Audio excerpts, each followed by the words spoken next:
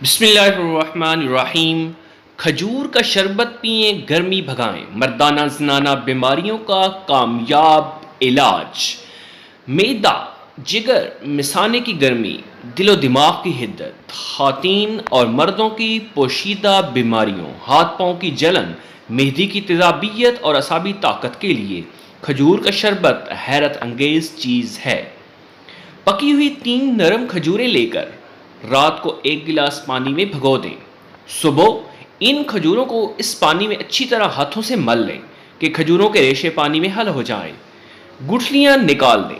مشروب تیار ہے، اس کو چسکی چسکی کر کے پی لیں۔ صبح نہار منہ استعمال کریں، چاہے تو دن میں 2 بار صبح و شام بھی بنا کر آپ تمام پی سکتے ہیں۔